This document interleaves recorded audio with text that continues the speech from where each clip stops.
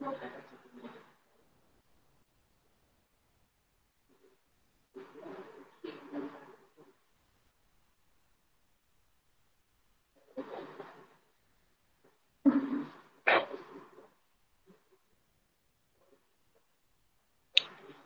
Biodiversity and it's conservation,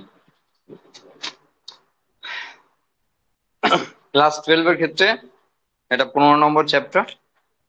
আমরা যেহেতু তোমার পরীক্ষার শিডিউল অনুযায়ী করতে পারছিলাম না অ্যাডজাস্ট, তাই আমাদের ছোট চ্যাপ্টারতে আসতে হয়েছে। দেখো, বায়োডাইভার্সিটি বলতে কি বোঝায়?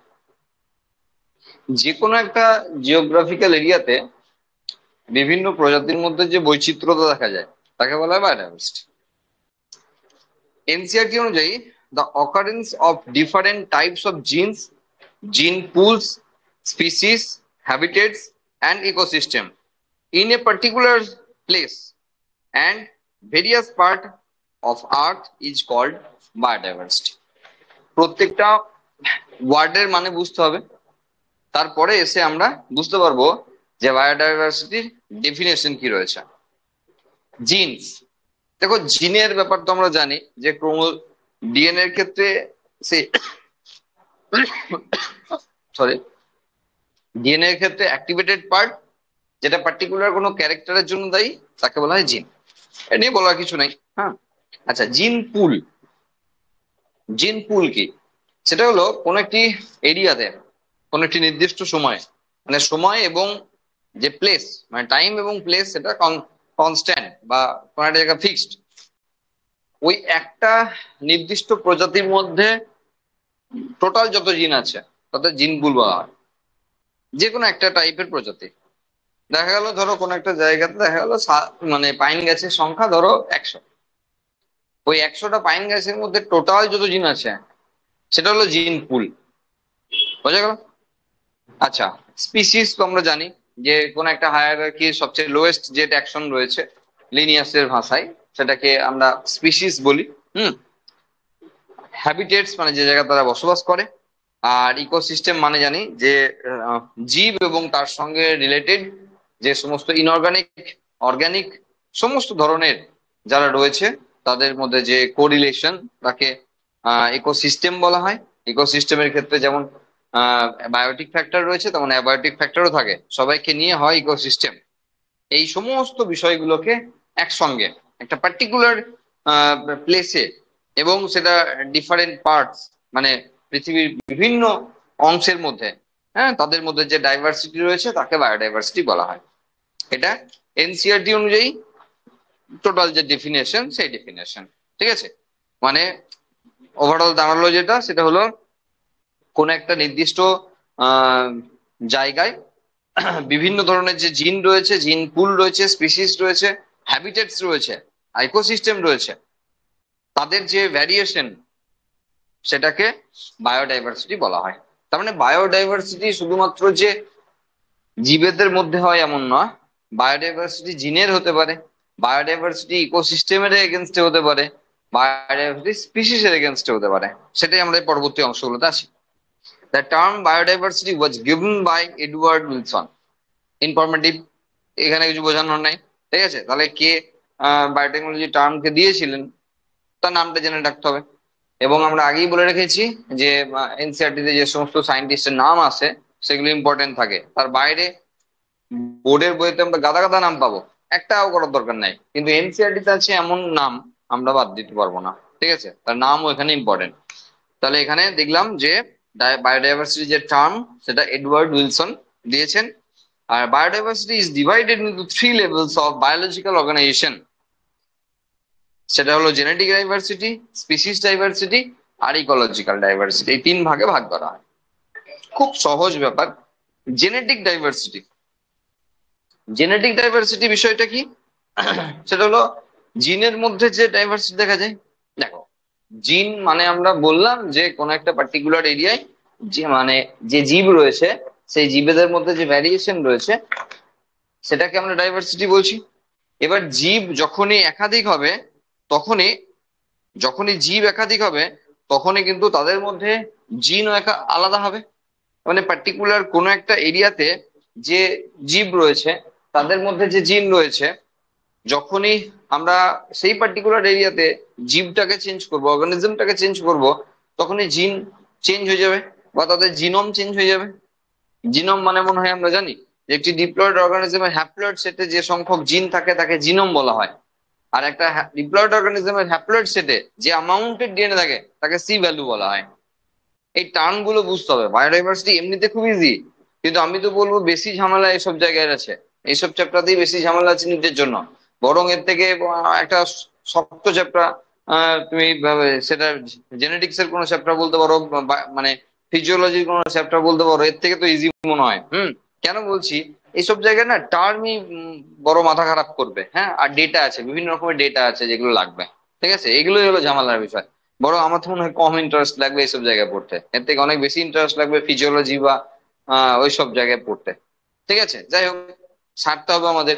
এবং ইকোলজির গোটা 4টে চ্যাপ্টার, তার মধ্যে যদি বাদ থাকে আমাদের এনভায়রনমেন্টাল ইস্যু, তাহলে তাকে ছাড়াও যে 3টে চ্যাপ্টার রয়েছে সেটা ভীষণ ইম্পর্টেন্ট। হ্যাঁ, ট্যাক্সোনমি এবং ইকোলজি, ইকোসিস্টেম, এই জায়গাগুলো নিটের জন্য ভীষণ গুরুত্বপূর্ণ। হ্যাঁ, সেই জন্য আমাদের ভালো করে করতেই হবে। আচ্ছা, তো কি হলো জেনেটিক ডাইভার্সিটি? তার মানে একটা এরিয়াতে যদি দেখা যায় বিভিন্ন ধরনের প্রজাতি রয়েছে, তাহলে জিনের মধ্যে একটা ভ্যারিয়েশন আসবে, জিনের মধ্যে একটা বিভেদ আসবে বা ডাইভার্সিটি আসবে। সেটাকেই অ্যাকচুয়ালি জেনেটিক ডাইভার্সিটি বলা হয়। তার মানে একটা দেখো, দুটো জিনিসকে আমরা ফিক্স করছি সবসময়। একটা কি, প্লেসটাকে, আর একটা সময়টাকে। কারণ প্লেস চেঞ্জ করলে ডাইভার্সিটি চেঞ্জ হয়ে যাবে। আমি যদি পূর্ব হিমালয় বলি আর যদি ওয়েস্টার্ন ঘাট বলি, দুটো এরিয়া চেঞ্জ করলেই তার ইকোলজি মানে তার ডাইভার্সিটি চেঞ্জ হয়ে যাবে। আবার যদি সময় চেঞ্জ করে দিই, আজকে যা আছে 10 বছর পর নাও থাকতে পারে, বেশিও হতে পারে, তার সময় চেঞ্জ করলেই কিন্তু ডাইভার্সিটি চেঞ্জ হয়ে যাবে। বোঝা গেল কি ব্যাপার? তাহলে এখানে কিন্তু ডাইভার্সিটির জন্য দুটো জিনিস ফিক্স রাখতে হচ্ছে। এইবার 3 নম্বর যে পয়েন্টটা আসছে, সেটা হলো জেনেটিক ডাইভার্সিটি, সেটা হলো স্পিসিস ডাইভার্সিটি, সেটা হলো ইকোলজিক্যাল ডাইভার্সিটি। মানে এই 3 নম্বর পয়েন্টটা হেরফের হবে, বাকি দুটো প্রথম পয়েন্ট কিন্তু ঠিক থাকছে 3টের ক্ষেত্রে। জেনেটিক ডাইভার্সিটি নিয়ে এনসিইআরটি কি বলছে? বলছে it is the measure of variety in genetic information contained in the organism over its distributional area range. তার মানে কোনো একটা পার্টিকুলার, যেটা বললাম আর কি, কোনো একটা পার্টিকুলার রেঞ্জের মধ্যে কোনো একটি অর্গানিজমের, মানে এক রকমের অর্গানিজমের মধ্যে টোটাল যে জেনেটিক ইনফরমেশন থাকে বা তার মধ্যে যে ভ্যারাইটি থাকে, তাকে জেনেটিক ডাইভার্সিটি বলা হয়। আচ্ছা, সেকেন্ড পয়েন্ট আমরা দিলেই বুঝতে পারবে। এইগুলো এগুলো এনসিইআরটি লাইন, পরপর পরপর লাইনগুলো আছে, আমরা জাস্ট একটু সাজিয়ে গুছিয়ে এগুলো ভাগ করে নিয়েছি যাতে বুঝতে সুবিধা হয়, পড়তে সুবিধা হয়। ওকে, আচ্ছা, 2 number point, it enables a population to adapt to its environment. তাহলে কোনো একটা পার্টিকুলার এরিয়াতে, কোনো একটা পার্টিকুলার এনভায়রনমেন্টের মধ্যে সেই প্রজাতিকে থাকতে সাহায্য করে জেনেটিক ডাইভার্সিটি। কারণ দেখো, ইভলিউশনের পিরিয়ডে আমরা দেখেছি কোন একটা জায়গাতে থাকতে গেলে তাকে অ্যাডজাস্ট করতে হয়, যেটাকে আমরা প্রধানত অ্যাডাপ্টেশন বলি, অভিযোজন বলি। কিন্তু সেই বহুদিনের অ্যাডাপ্টেশন, বহু অ্যাডাপ্টেশন একসঙ্গে ইভলিউশন হয়। তাহলে যে কোনো জায়গায় যে জেনেটিক ডাইভার্সিটি রয়েছে, সেই ডাইভার্সিটির জন্যই কিন্তু একটা টাইম তারা পৃথিবীতে স্টে করতে পারে, একটা লং টাইম পিরিয়ডে তারা পৃথিবীতে স্টে করতে পারে, শুধুমাত্র তাদের জেনেটিক ডাইভার্সিটি আছে বলে। বোঝা গেল? সুতরাং এই যে টার্মটা বলছি, it enables a population to adapt to its environment. তাহলে একটা নির্দিষ্ট অঞ্চলে বা পরিবেশে কোন একটি নির্দিষ্ট পপুলেশনকে তার অ্যাডাপ্টেশন পাওয়ারকে এনাবেল করার জন্য অবশ্যই খুব ভাইটাল জিনিস genetic diversity. For example, medicinal plant Rauwolfia vomitoria growing in Himalayan range shows variation in potency and concentration of the active chemical respirin that it's produce.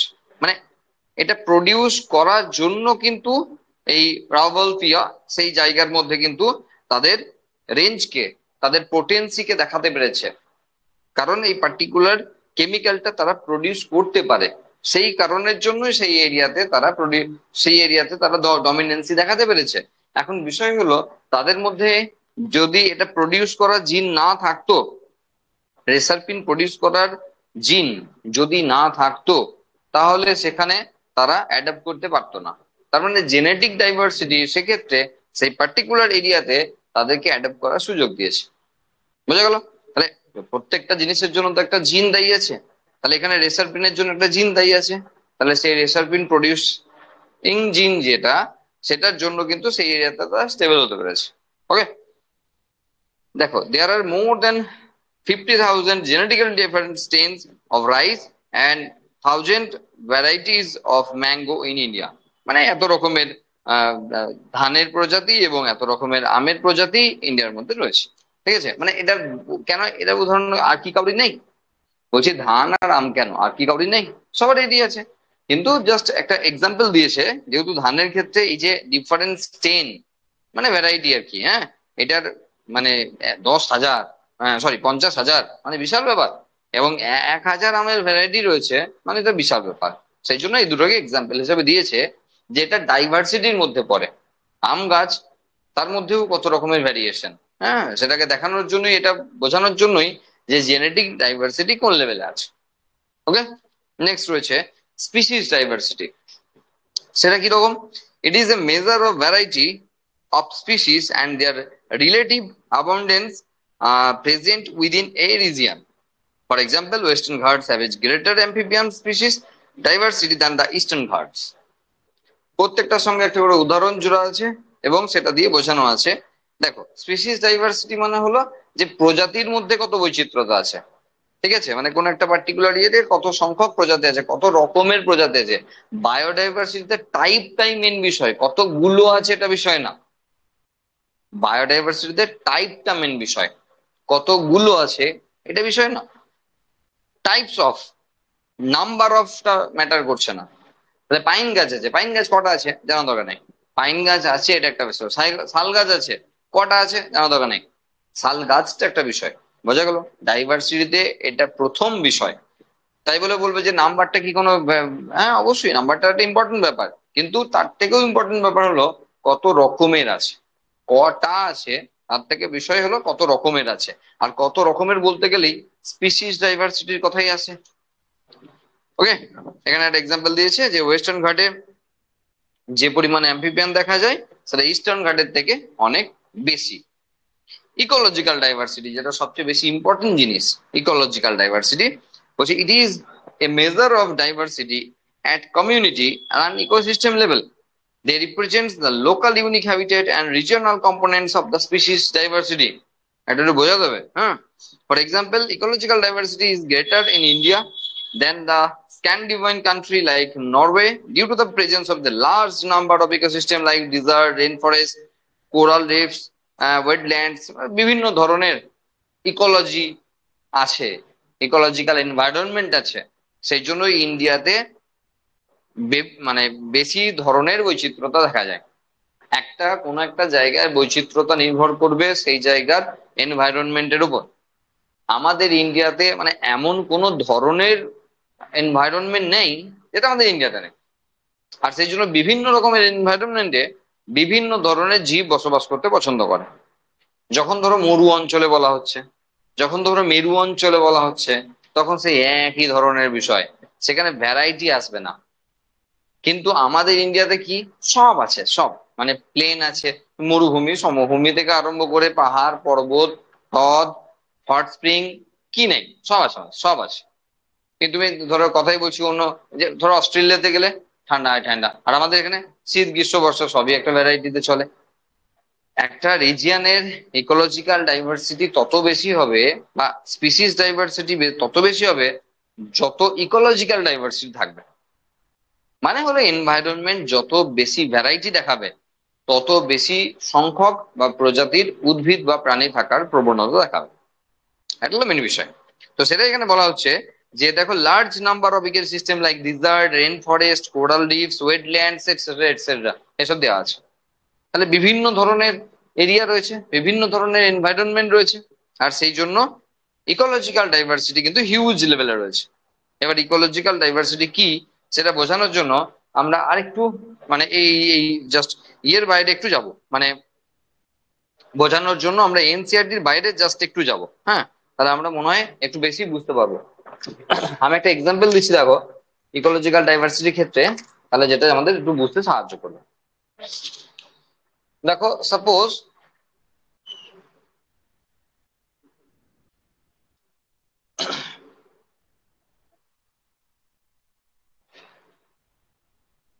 এটা কিন্তু এনসিআরটির বাইরে গিয়ে বলতে পারো, এনসিআরটি তে একটু অন্যরকম ভাবে আছে, আমরা একটু অন্যরকম ভাবে বোঝার সুবিধার্থে একটু করছি। দেখো ধরো সাপোজ এটা ধরো ইস্টার্ন হিমালয়, মানে পূর্ব হিমালয় বা গোটা হিমালয়ের যে উচ্চতা, সেই উচ্চতার একটা গ্রাফিক্যাল রিপ্রেজেন্টেশন করা আছে। এই দিকটা হাইট করা আছে ধরো 2000 মিটার, 4000 মিটার, 6000 মিটার, আর ধরো এখানে 8000 মিটার। ওপরে আর গেলাম না, ঠিক আছে, ওপরে আর গেলাম না। এবার ধরো এখানটা একটা ডাইভার্সিটি দেখালাম।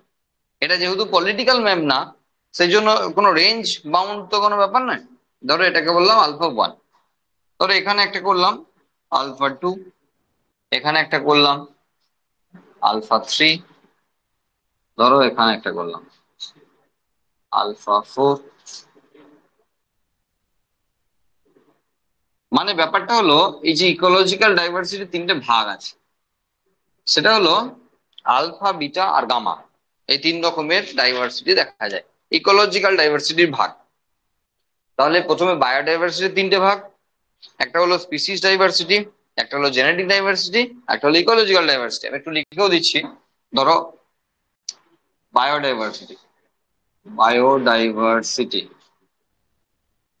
এর তিনটে ভাগ, একটা হলো জেনেটিক ডাইভার্সিটি, একটা হলো স্পিসিস ডাইভার্সিটি, আর একটা হলো ইকোলজিক্যাল ডাইভার্সিটি। ইকোলজিক্যাল ডাইভার্সিটি আবার তিনটে ভাগ, একটা হলো আলফা, আর লিখছি না, হ্যাঁ, এই জাস্ট এরকম সাইন দিয়ে করে দিচ্ছি, আলফা, বিটা আর গামা ডাইভার্সিটি। তিন রকমের ডাইভার্সিটি রয়েছে। এবার আলফা ডাইভার্সিটি কি? একটা যে কোনো এরিয়ার, সেই এরিয়ার তুলনায় তুলনামূলক ছোট এরিয়ার যে ডাইভার্সিটি, তাকে আলফা ডাইভার্সিটি বলা হয়। 8848 মিটার বা তার থেকেও একটু উচ্চতা বেড়েছে হিমালয়ে, তো সেখানে উচ্চতা অনুযায়ী এটা খুব ছোট জায়গা। হিমালয়ের যে টোটাল এরিয়া, সেই এরিয়ার তুলনায় এটা ছোট, এটা ছোট, এটা ছোট, এটা ছোট, সবগুলোই ছোট। তাহলে এই যে ছোট এরিয়ার মধ্যে যে ডাইভার্সিটি, বারবার বলছি একটা কথা, সেটা হলো তুলনামূলক। এই কথাটি কিন্তু কম্পারেটিভলি দেখতে হবে। এইটা ছোট না, এটা ঘুরতে গেলে তোমার 5 দিন লাগবে, এই অঞ্চলটা ঘুরতে গেলে তোমার 5 দিন লাগবে, তাও করলে হয়, মানে যেহেতু পাহাড়ি অঞ্চল, তুমি 5 দিনে ঘুরে উঠতে পারলে হয়। তাহলে এই এরিয়াটা ছোট নয়, কিন্তু এই গোটায় তার তুলনায় এটা ছোট। যেন এটা আলফা, এটা আলফা, আলফা, আলফা, আলফা। তো আলফা নিয়ে কোনো ঝামেলা নাই। এবার ধরো যে কোনো একটা আলফাতে, ধরো কথাই বলছি, টোটাল ধরো এখানে 4500 স্পিসিস আছে, টাইপের স্পিসিস আছে, টাইপ। হ্যাঁ, কটা ব্যাপার নয়, টাইপটা বলা হচ্ছে। ওকে, সেটা আমরা কোনো ইয়ে করিনি যে সেখানে উদ্ভিদ আছে না প্রাণী আছে না আরো লোয়ার ক্লাসের কেউ আছে, মানে ব্যাকটেরিয়া ফ্যাক্টেরিয়া, আমরা সব করিনি। আমরা বলেছি এতগুলো টাইপের প্রজাতি, মানে প্রজাতি আছে। আর ধরো আমরা বললাম যে আলফা 2 তে, সাপোজ আলফা 2 তে 3000 রকমের প্রজাতি আছে। তাহলে বিটা ডাইভার্সিটি কি করে ধরা হয়, বিটা ডাইভার্সিটি কিভাবে ক্যালকুলেশন হয়? একাধিক আলফাকে নিয়ে যদি তুলনামূলক আলোচনা করা হয়, তখন আসে বিটা ডাইভার্সিটি। মানে ধরো এখানে আলফা 1 আর আলফা 2, দুটোর মধ্যে আমরা ডাইভার্সিটি তুলনা করছি, তাহলে সেটা হবে বিটা ডাইভার্সিটি। আলফা 1 এর ক্ষেত্রে দেখো এখানে মোট 4500, আর এখানে 3000। এই তো রকম আছে, তাই তো? তার মানে হিসাব হওয়া উচিত 7500। এটা হলো ওই দুটো এরিয়ার মধ্যে বিটা ডাইভার্সিটি। কিন্তু এখানে সবটা ঠিক হলো না, কেন? কমন আছে। দেখা গেল এখানে যে যে উদ্ভিদ বা প্রাণী আছে, এখানেও সেরকমের অনেক উদ্ভিদ প্রাণী আছে, আর তার সংখ্যাটা ধরলাম আমরা সাপোজ 1500। তাহলে সেখানে বিটা ডাইভার্সিটি হলো এটা, এই হলো বিটা ডাইভার্সিটি ব্যাপার। তাহলে দুটো আলফা নয়, তার থেকে বেশি আলফা নিয়েও আমরা তুলনা করতে পারি। আলফা হলো একটি তুলনা, সরি বিটা হলো একটি তুলনামূলক আলোচনা। তার মানে যদি ইকোলজিক্যাল ডাইভার্সিটির কথা বলি, সেক্ষেত্রে বিটা হলো সেকেন্ড লার্জেস্ট ইউনিট, আলফা হলো সবচেয়ে স্মলেস্ট ইউনিট, ঠিক আছে? আর বিটা হলো তার থেকে উপরে বড় ইউনিট। ইকোলজিক্যাল ডাইভার্সিটির ভাগই দেখাচ্ছি আমরা আলফা বিটা। বোঝা গেল কি বললাম? গামা দেখানোরই কিছু নাই, কারণ গামা হলো টোটাল এরিয়া যে ডাইভার্সিটি, তথা হলো gamma diversity, total area diversity, মানে সেখানে যত আলফা আছে সবাইকে নিয়ে হবে গামা। বোঝা গেল? এবার এই যে তুলনামূলক বলছি, এটা একবার হালকা একটা উদাহরণ দিই, তাহলে দিয়ে ছাড়বো, মানে এই ডাইভার্সিটি ব্যাপারটা ছেড়ে দেবো।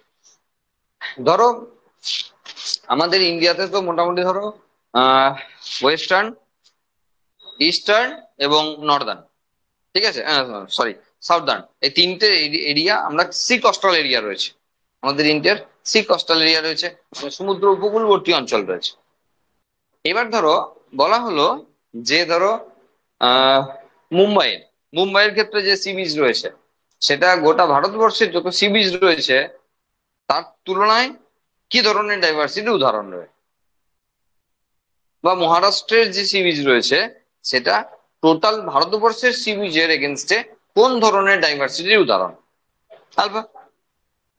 এবার যদি বলতাম আমরা যে টোটাল যে ওয়েস্টার্ন সাইডটা রয়েছে সি কোস্টাল এরিয়া, সেটা গোটাটার এগেনস্টে কি ধরনের? বিটা। আর গোটা ভারতবর্ষের সি কোস্টাল এরিয়া হলো গামা। আরেকটা উদাহরণ দিচ্ছি, দেখো বুঝতে পারবে তাহলে তুলনামূলক কথাটা কি আমরা বলছি। ধরো রাজস্থান, রাজস্থান এমন একটি স্টেট যেখানে মানে সবই আছে, মানে সমভূমি, মরুভূমি, মালভূমি, আহ সব আছে, সব পাহাড় পর্বত সব আছে। এবার ধরো তো বললাম যে রাজস্থানের থর মরুভূমি কি ধরনের ডাইভার্সিটির উদাহরণ? আলফা। সেখানে গোটা রাজস্থানের ডাইভার্সিটি কিন্তু গামা। আর রাজস্থানের এগেনস্টে কম্পেয়ার করছিলাম। এবার রাজস্থান থেকে যদি আমি ইন্ডিয়ার এগেনস্টে কম্পেয়ার করি, তখন আলফা হয়ে গেল, যে গামা ছিল সে ঝট করে আলফা হয়ে গেল। বোঝা গেল? রাজস্থানের এগেনস্টে যখন আমরা থর মরুভূমিকে ভাবছি, তখন কিন্তু আলফা হচ্ছে থর মরুভূমি রাজস্থানের এগেনস্টে। তার মানে রাজস্থান সেক্ষেত্রে পুরোটা নিয়ে গামা হচ্ছে, কিন্তু সেই রাজস্থানকে যদি আমরা ইন্ডিয়ার তুলনায় ভাবি, তাহলে আলফা হয়ে গেল। বোঝা গেল? এটা কখনো ওই এনসিআরটি লাইনে বোঝা সম্ভব নয়, এটাকে একটু বেরিয়ে এসে বুঝতে হবে, ঠিক আছে? মানে এনসিআরটির বিষয়টা কিরকম বলতো, টার্ম গুলোকে দিয়ে দেবে, একেবারে টার্ম দিয়ে দেবে, সেই টার্মের মানে উদ্ধার করতে গেলে কিন্তু বাইরে যেতে হবে। জিন পুল কিছু বলা হয়েছে এখানে? কিছু বলা নাই। জিন পুল বা এই মানে যে সমস্ত টার্ম গুলো আসছে একটা একটা করে, তার কোনো মানে কিন্তু এখানে ইলাবোরেটলি বলা নাই, ব্যাস টার্ম গুলো বললেই ছেড়ে দিচ্ছে। আর টার্ম গুলো বুঝতে গেলে আমাদের অন্য জায়গায় হেল্প নিতে হবে, এটা হলো এনসিআরটি বিশেষত্ব আর কি। তো যাই হোক, এটা নিয়ে আমরা আশা করি বুঝতে পারছি যে ইকোলজিক্যাল ডাইভার্সিটি বিষয়টা কি।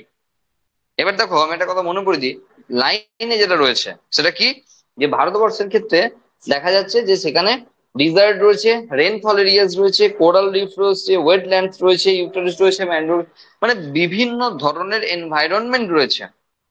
সেটা মানে আমরা এখানে মানে হিমালয়ের বিভিন্ন এরিয়াতেও কিন্তু এনভায়রনমেন্ট আলাদা হবে, উচ্চতা যত বাড়বে আর নিচের দিকে যেটা মানে প্লেন রিজিয়নের সঙ্গে অ্যাটাচ রয়েছে, তাদের একই রকম ব্যাপার হবে না, আলাদা আলাদা হবে। তাহলে সেখানে যত এরিয়া চেঞ্জ যত হবে, যত এনভায়রনমেন্টাল ডাইভার্সিটি আসবে আর কি, তত ইকোলজিক্যাল ডাইভার্সিটি আসবে। তার মানে তত স্পিসিস ডাইভার্সিটি আসবে, তার মানে হলো তত জেনেটিক ডাইভার্সিটি আসবে। একটা অন্যটার সঙ্গে কোরিলেট হয়ে আছে না, প্রজাতিটার সম্পর্ক কার সঙ্গে? ইকোলজির সঙ্গে, ইকোসিস্টেমের সঙ্গে। তাহলে প্রজাতির যত বেশি ভ্যারাইটি বাড়বে, জিনের ভ্যারাইটি বাড়বে। তাহলে জেনেটিক ডাইভার্সিটি বলো, স্পিসিস ডাইভার্সিটি বলো, এরা দুটোই কিন্তু রিলেটেড উইথ ইকোলজিক্যাল ডাইভার্সিটি। যত ইকোলজিক্যাল ডাইভার্সিটি বেশি, তত স্পিসিস ডাইভার্সিটি বেশি, যত স্পিসিস ডাইভার্সিটি বেশি, তত জেনেটিক ডাইভার্সিটি বেশি। এই তো ব্যাপার। বোঝা গেল? এবার কিছু ইনফরমেটিভ বিষয় আছে, খুব ঝামেলার বিষয়, সবই তোমাদের কাজ, আমার কাজ কিছুই নয়। কেন? গ্লোবাল স্পিসিস ডাইভার্সিটি, সব ডেটা, ঠিক আছে? According to the international union for conservation of natural resources or আইসিবিএন 2004, the total number of plant and animal species over 1.5 million. Just একটা স্টেটমেন্ট, ঠিক আছে? তোমাকে মাথায় রাখতে হবে, আমার কোনো কাজ নেই এখানে। তাহলে IUCN 2004 আর 1.5 মিলিয়ন, এই তিনটি জিনিসকে তোমাকে একসঙ্গে রাখতে হচ্ছে। কারা দিয়েছে? হয়তো দেখা গেল WWF এর নাম দিয়েছে, বাকি ডেটা এক দিয়েছে, দেখা গেল ফেসে গেলে তুমি। ইউনেস্কো দিয়েছে, দিয়ে বাকি ডেটা এক দিয়েছে, ফেসে গেলে তুমি। তাহলে কোন সংস্থা করছে? একটা বেসিক আইডিয়া তো থাকাই কথা, কারণ ইউনেস্কোর টোটাল কাজকর্ম আলাদা, হু এর কাজকর্ম আলাদা, ঠিক আছে? WWF এর কাজকর্ম আলাদা, এর সবার কাজ আলাদা আলাদা। সুতরাং একটা বেসিক আইডিয়া থাকা উচিত।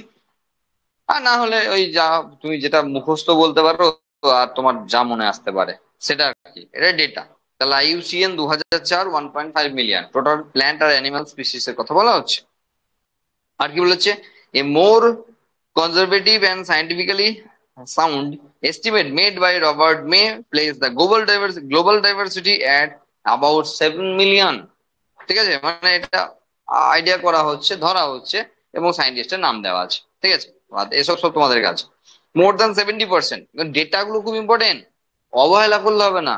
ওই জন্য বললাম না, এই জায়গাগুলো পড়তে হয়তো অতটা ইন্টারেস্ট লাগবে না, কিন্তু নিচের জন্য ভীষণ মানে ইম্পর্টেন্ট জায়গা। হ্যাঁ, এবং তোমার কাজ বেশি আছে আমার থেকে, আমার বোঝানোর থেকে তোমার কাজ বেশি আছে এসব জায়গায়। More than 70% of the species are animals, while the plants amount 22%। তার মানে টোটাল যত অর্গানিজম রয়েছে তার 70% রয়েছে অ্যানিমাল এবং 22% রয়েছে প্ল্যান্ট। তাহলে বাকিগুলো কোথায় গেল? বাকি তো আরো আছে, বাকিটা কোথায় গেল? 70 আর 22, মানে 92% হলো। 8% কারা? সেটা হলো লোয়ার ক্লাসে যে সমস্ত মানে ব্যাকটেরিয়া রয়েছে, প্রোটিস্টা রয়েছে, ফাঙ্গাই রয়েছে, তাদেরকেও এখানে ধরা হচ্ছে না। তাদের সংখ্যাটা হলো 8%, ঠিক আছে? সেই জন্য এখানে টোটালটা 100% হলো না। তাহলে উদ্ভিদ আর প্রাণী প্রজাতিকে এখানে বলা হয়েছে, বাকিদের ধরা হয়নি, কিন্তু তারাও তো জীব, সেই জন্য তাদেরকে এখানে ধরা হয়নি। জাস্ট যে ডাটা আছে, যে সেই ডেটা নিয়ে আমরা আলোচনা করছি। Next, amongst animal, insects comprise more than 70%. That means out of 10 animals on the planet, on this planet, 7 insects on the earth. আমরা জানি সবচেয়ে লার্জেস্ট যে ফাইলাম রয়েছে সেটা হলো ইনসেক্টা, আর্থ্রোপোডা। আর্থ্রোপোডা হলো সবচেয়ে লার্জেস্ট ফাইলাম, ঠিক আছে? তার মানে দাঁড়ালো যে আর্থ্রোপোডার মেম্বার, আমরা যখন পড়াবো না, যখন আমরা ওই অ্যানিম্যাল কিংডম গুলো পড়াবো, তখন আমরা দেখাবো যে আর্থ্রোপোডা হলো লার্জেস্ট তোমার কিংডম, ঠিক আছে? সরি, ফাইলাম, লার্জেস্ট ফাইলাম, কিংডম তো অ্যানিমেলিয়া, হ্যাঁ।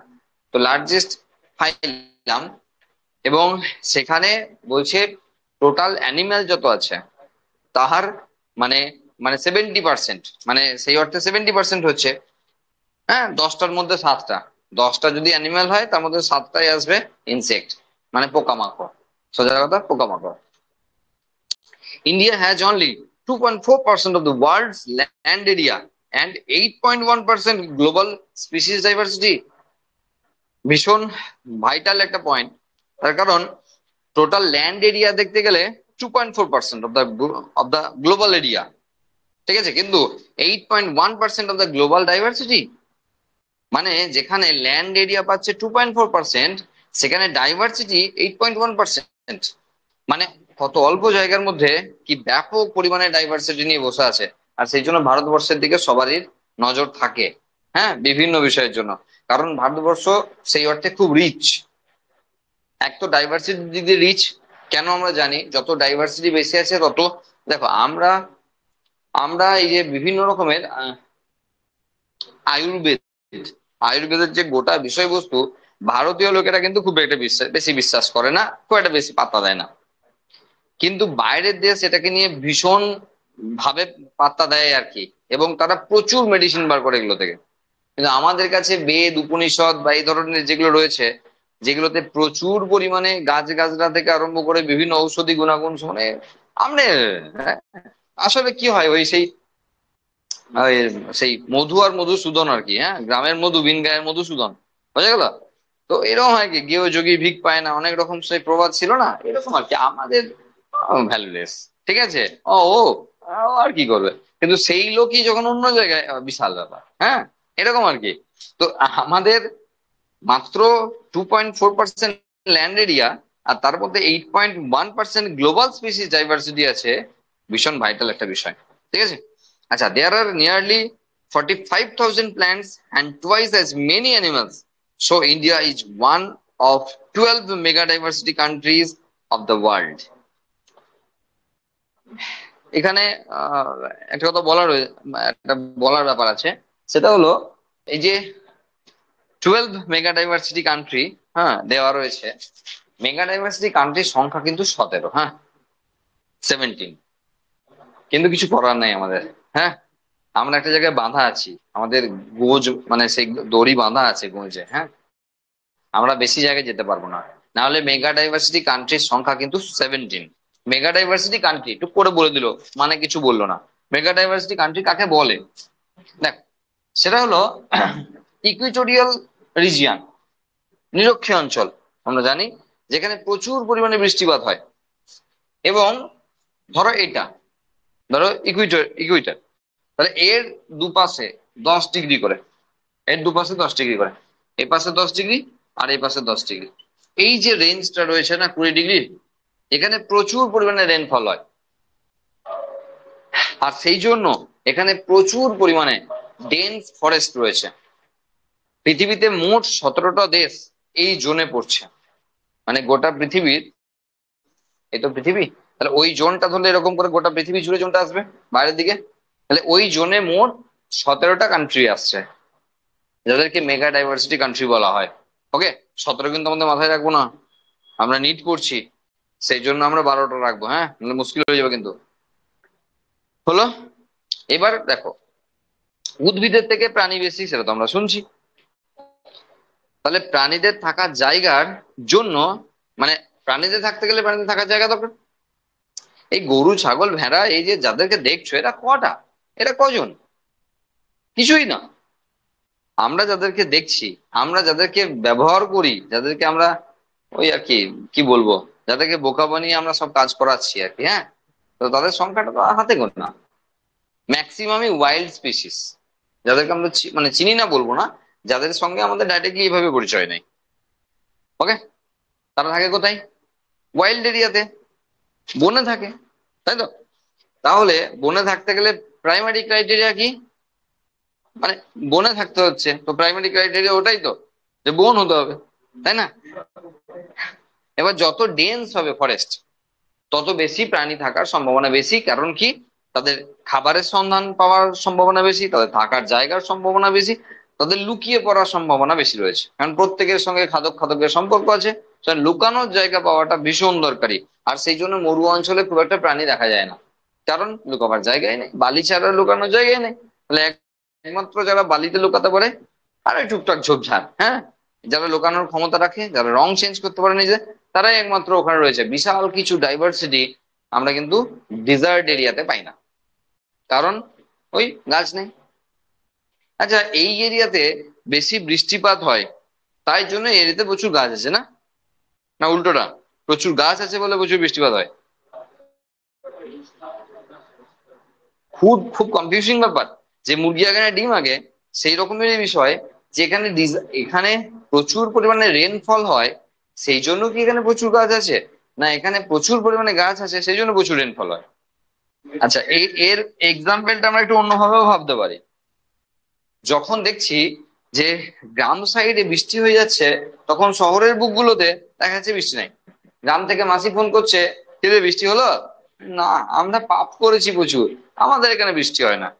দেখা যাচ্ছে যে কোনো একটা টাউনের আশেপাশে এরিয়াতে প্রচুর বৃষ্টিপাত হচ্ছে, তখন কিন্তু হিসাব মতো শহরের বুকে বেশি বৃষ্টিপাত হচ্ছে না। এই গল্প কি, রহস্যটা কি? গাছ, গাছ, রহস্য হলো গাছ। কারণ এই যে বৃষ্টিপাতের যে মেন গল্প তোমরা জিওগ্রাফিতে পড়েছো, তোমাদের অল্প কিছু হলেও ভুল পড়ানো হয়েছে ইচ্ছা করে, ইচ্ছা করি, কারণ লোয়ার ক্লাসে ঠিক আছে। কেন, কি বলা হয়েছে? যে যখন এই প্রচুর রোদ ওঠে তখন মাটি থেকে বা এই বিভিন্ন জলাশয় থেকে জল বাষ্প হয়ে উপরে উঠে চলে যায়, সে যখন ঠান্ডা হয় তারপরে ভারী হয়ে নিচে নেমে আসে, এই হলো বৃষ্টিপাত। এটা কম পার্সেন্টেজ। বেশি পার্সেন্টেজে বৃষ্টিপাতের যে কন্টেন্ট, মানে জলের ইভাপোরেশন, সেটা হয় থ্রু ট্রান্সপিরেশন, বাষ্পমোচন। আর যা করে গাছ, মাটির তলা থেকে জলকে তুলে ছেড়ে দেওয়া, এটা গাছ করে। সেই জন্য টোটাল রেনফলের বেশিরভাগ কন্টেন্ট কিন্তু গাছ দেয়, সূর্যালোকের প্রভাবে হয় না। হ্যাঁ, তুমি বলতে পারো পরোক্ষভাবে সূর্যালোক বাড়লে ট্রান্সপিরেশন বা বাষ্পমোচন বাড়ে, সেটা আলাদা বিষয়, কিন্তু মেজরিটি কন্টেন্ট কিন্তু গাছ দেয়। বুঝতে পেরেছি? এখানে বেশি গাছ আছে বলে বেশি বৃষ্টিপাত হয়, বেশি বৃষ্টিপাত হয় বলে বেশি গাছ নেয়। এবার তুমি গোল্লা গোল্লা করতে পারো, সেটা আলাদা ব্যাপার, যেমন ডিম আর মুরগির মধ্যে গোল্লা গোল্লা করতে পারো, আলাদা ব্যাপার। কিন্তু মেজরিটি ব্যাপার এটা, কেননা তোমাকে আমি উদাহরণটা দিয়ে দিলাম শহর আর গ্রাম সাইডে বৃষ্টিপাতের পরিমাণ তুলনা। এবার তুমি বলবে স্যার কলকাতায় তো না এত দূর পর্যন্ত জল নিয়ে বসে আছে সারাদিন, কিন্তু ড্রেনেজ সিস্টেম নেই বলে হয়। 1 ঘন্টা ঝেড়ে জল দিয়ে দিলে এত দূর পর্যন্ত জল নিয়ে বসে থাকবে গোটা দিন ধরে, কারণ ড্রেনেজ সিস্টেম। এমন নয় যে বেশি বৃষ্টিপাত হয়েছে আর গ্রামে সেই বৃষ্টিপাত হলে হড় মাঠে চলে গেল, সেই মাঠ হয়ে নদী হয়ে চলে গেল কোথায় বুঝতেই পারছি, সমুদ্রে। তো ম্যাটার করছে না, বুঝতে পারি না আমরা গ্রাম সাইডে যে বৃষ্টিপাতটা হলো এত। বোঝা গেল কি বলছি? তার মানে এই মেগা ডাইভার্সিটি কান্ট্রির বিষয়টা আমরা বুঝতে পেরেছি। তাহলে ডেটা হিসাবে আমরা 12টা জোনকে রাখবো বা আমরা কান্ট্রিতে রাখবো। তার মধ্যে ভারতবর্ষ আছে, অস্ট্রেলিয়া আছে, আফ্রিকা আছে, এটা সব আছে এই 12টা অবলিক 17টা দেশের মধ্যে। ঠিক আছে? আচ্ছা, large number of species are facing threat of become extinct even before we discover them. মানে এমন অনেক প্রজাতি আছে যাদেরকে আমরা ডিসকভারই করতে পারিনি, তার আগেই তারা হয় পৃথিবী থেকে বিদায়। এবার তুমি বলবে স্যার তাহলে এখানে তো মানুষ যখন ডিসকভার করেনি, তাহলে এই যে সবসময় মানুষের দোষ দেওয়া হয় যে যে কোনো প্রজাতি বিলুপ্তির পিছনে সবচেয়ে বেশি পরিমাণে যাদের ভূমিকা আছে তারা হলো মানুষ। দেখবে লস অফ ডাইভার্সিটি, বায়োডাইভার্সিটি, আমরা যখন লস অফ বায়োডাইভার্সিটি পড়বো তখন বেশিরভাগ আমরাই আমাদের নিজেদেরকে দায়ী করব যে আমাদের জন্য এরা লস হয়ে যাচ্ছে। না, কিছু নিজেদের মধ্যেও কারণ থাকে, আর সেটা হলো ওই ডারউইনের সার্ভাইভাল ফর দ্য ফিটেস্ট। না, সেটাও তো মানে, সেটা তো মানে যে যোগ্য সেই টিকবে, যারা অযোগ্য তারা পৃথিবী থেকে বিদায় নেবে। এখন পৃথিবীতে অনেক ডাইভার্সিটি এলেও ন্যাচারাল হ্যাবিটেট হিসাবে ওই ডারউইনের লকে মানে। সুতরাং এমন অনেক, দেখো এখানে প্রথমে স্পষ্টভাবে বলাই রয়েছে, প্রথম পাতাতেই স্পষ্টভাবে বলা রয়েছে, যেখানে আমরা 7 মিলিয়ন একটা আইডিয়া করছি, তার মধ্যে 1.5 মিলিয়ন আবিষ্কৃত।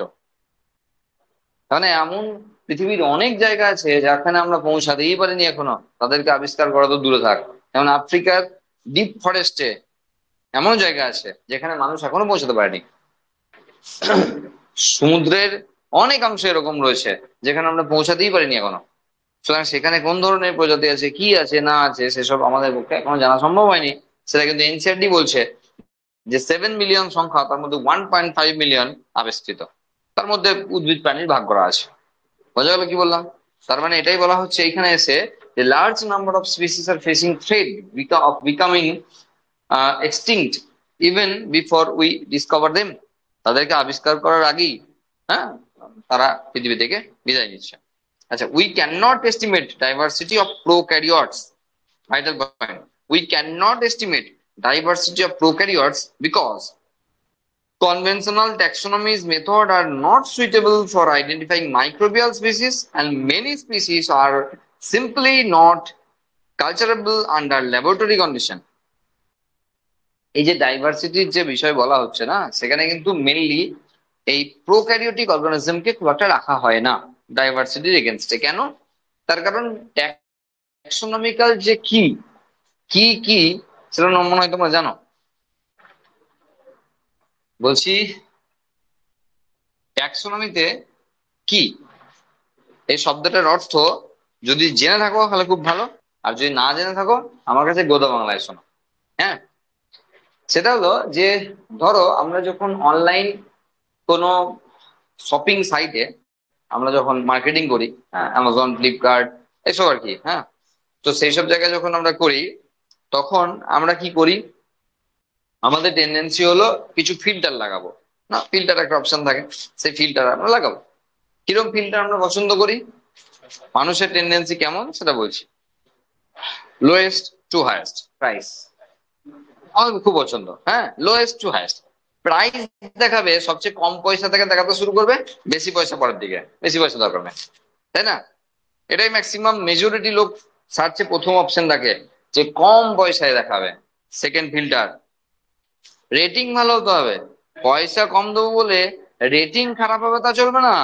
রেটিং 5 স্টার আর 4 স্টার, তারা বদলে আমি স্টার নিই না, মানে 1 স্টার 2 স্টার 3 স্টার আমি নিই না। ঠিক আছে, আমার কোয়ালিটি ভালো আছে, হ্যাঁ, তো আমি 3 স্টার 4 স্টার এবং 5 স্টার, মানে আবার একটা ফিল্টার অ্যাড করে দিলে, স্টার বসিয়ে দিলে, যে যেটা কাস্টমার রিভিউ আছে 4 স্টার আর 5 স্টার, সেটাই আমরা নেবো, বাকি কিছু নেবো না। আর কি, এতেই শেষ নয়, ধরো এরপর ব্র্যান্ড বসালে, যে আমি রিবক এর নেবো, আমি এর নেবো, ওর নেবো, তার নেবো, এই কটা ব্র্যান্ডেড কোম্পানির নাম ঠিক মেরে দিলে, এর বাইরে যাব না। তাহলে এবার বোঝো কিরকম, মানে এই সাইটের যে ফিল্টার, সে কিরকম ফিল্টার করবে, কি ঝামেলার ফিল্টার। একে তো বলছেন দাম কম দেবো, তারপর বলছে রেটিং ভালো নেবো, তারপর বলছে ব্র্যান্ডেড মাল নেবো। হ্যাঁ, যাই হোক, কি অ্যাকচুয়ালি সেম জিনিস, কি অ্যাকচুয়ালি সেম জিনিস, কি মানে হলো এরকম, যখন ট্যাক্সোনমিতে কোনো একটা জায়গা খোঁজা হয়, যে একটা ধরো ABCD XYZ কেউ একটা উদ্ভিদ বা প্রাণী আবিষ্কার হয়েছে, এবার আবিষ্কারের পর তাকে একটা জায়গায় প্লেস করতে হবে, মানে ক্লাসিফাই করতে হবে। তাহলে কি দেখতে হবে, যে এদের মধ্যে সাপোজ কোন জায়গাটায় ম্যাচ করছে। ধরো দেখা গেল এই জায়গাটায় ম্যাচ করছে, তাহলে এর আন্ডারে রাখা হলো। আবার দেখা গেল এদের মধ্যে কোন জায়গায় ম্যাচ করছে, তখন দেখা গেল এইটাতে ম্যাচ করছে, রাখা হলো। এরপর এরকম করে নামতে নামতে কোনো একটা জায়গায়, নামতে নামতে কোনো একটা জায়গায় স্থান পাবে। এইভাবে ক্লাসিফাই করা হয়। আর যার থ্রু দিয়ে করা হয় সেটা হলো কি, বোঝা গেল? এটা তুমি এইভাবেও ভাবতে পারো, অন দ্য বেসিস অফ ভাগ করাটা। এই তিনজন ছিল, তিনজনের মধ্যে পার্থক্য আছে, তাহলে তিনজনের মধ্যে কোন ক্যারেক্টারটা ম্যাচ করছে ওর সঙ্গে, তার আন্ডারে চলে গেল। তারপরে আবার কোন ক্যারেক্টারটা ম্যাচ করছে, তার আন্ডারে চলে গেলো, আবার ম্যাচ করছে, তার আন্ডারে চলে গেলো। এইভাবে ভাগ হয়, বোঝা গেল? তাহলে এখানে এই যে ট্যাক্সোনমিক্যাল যে বেসিস রয়েছে বা মেথড রয়েছে, সেটা প্রোক্যারিওটিক সেলরা বা প্রোক্যারিওটিক অর্গানিজমরা ফলো করে না। আর সেই জন্য প্রোক্যারিওটস এর ক্ষেত্রে এই বিষয়টি করা সম্ভব হচ্ছে না। ওকে, এবং আরেকটি বিষয় রয়েছে, তারা ল্যাবরেটরি কন্ডিশনে খুব ভালো গ্রো করতেও চায় না। হ্যাঁ, আর সেই জন্য তাদেরকে মুশকিল আছে, যে এরকমের ট্যাক্সোনমিক্যাল, দেখো সবকিছু যে ফিল্ডে গিয়ে, মাঠে গিয়ে বা বনে গিয়ে সবকিছুর ক্লাসিফাই করা হবে, বা এভাবে তো হয় না সবসময়, অনেক ক্ষেত্রেই করতে হয় কালচারে আসতে হয়, হ্যাঁ, দিয়ে তারপরে তাদেরকে আইডেন্টিফাই করতে হয়। তো সেক্ষেত্রে এটা যেহেতু এইভাবে হয় না, সেই জন্য এদের ক্ষেত্রে একটু, মানে ওইভাবে ক্লাসিফাই করাটা একটু মুশকিলের। If we accept biochemical or molecular criteria for delineating species of prokaryotes, then their diversity might run into millions. মানে দুটো ক্রাইটেরিয়াকে যদি আমরা ওর সঙ্গে অ্যাড করে দিই, সেটা হলো বায়োকেমিক্যাল আর মলিকুলার, এই দুটো ক্রাইটেরিয়াকে যদি প্রোক্যারিওটস এর আন্ডারে ফিল্টারে লাগাই আর কি, তাহলে কিন্তু মিলিয়নের উপর চলে আসবে তাদের সংখ্যা, ভ্যারাইটি। হ্যাঁ, ট্যাক্সোনমি, ক্যারোলাস লিনিয়াস থেকে বেনথাম হুকার, মানে আমরা পুরনো থেকে আধুনিক সবার কথা বলছি, কেউ কিন্তু এইসব জায়গা নিয়ে খুব একটা মাথা ঘামায়নি। ব্যাকটেরিয়ারা কোথায় পড়বে, কোন দলে কোথায় রাখা হবে, হ্যান ত্যান নিয়ে বিশেষ মাথা ঘামায়নি। কেন? ওই যে বললাম দুটো অসুবিধা আছে, ওই অসুবিধাগুলোর জন্য। কিন্তু বলছে যদি মলিকিউলার ক্রাইটেরিয়াকে অ্যাড করা হয়, আর যদি বায়োকেমিক্যাল অ্যাসপেক্ট কে অ্যাড করা হয়, তাহলে কিন্তু তাদের সংখ্যা মিলিয়নে দাঁড়াবে। তাদের টাইপ সংখ্যা, মানে এটা না, টাইপস অফ প্রোক্যারিওটস মিলিয়নে দাঁড়াবে। বোঝা গেল? এই হলো বিষয়। এই মোটামুটি প্রথম আমরা যেটা গ্লোবাল স্পিসিস ডাইভার্সিটি পয়েন্ট আছে বা টপিকে আছে, সেই টপিক নিয়ে এই বিষয় ছিল। এগুলোকে একটু মার্ক করে করে, আন্ডারলাইন করে করে, বা এটা দেবো, এটা ধরে ধরে একটু দেখবে, কেননা ডেটা প্রচুর থাকবে, সব ডেটা পরীক্ষায় আসে না, যে ডেটা আসে সেই ডেটা তুলে দেওয়া হয়েছে এখানে। ঠিক আছে, এটাই বলতে পারো যে মানে ওই অর্থে এনসিইআরটি সাজেস্টিভ আর কি। হ্যাঁ, দেখবে। আচ্ছা, এবার ধরো প্যাটার্নস অফ ডাইভার্সিটি। হ্যাঁ, ডাইভার্সিটি প্যাটার্ন, এখান থেকেও কোশ্চেন আসে কম বেশি। হ্যাঁ, এবার দেখো বিভিন্ন সময় বিভিন্ন রকম ব্যাপার আছে, সব সময় একরকম নয়। কারণ কোশ্চেন যখন আসে তখন আহ কিছু জায়গা আছে যেখান থেকে কোশ্চেন কিন্তু তুলনামূলক কম আসে, আবার কিছু জায়গা রয়েছে যেখান থেকে কোশ্চেন আছে।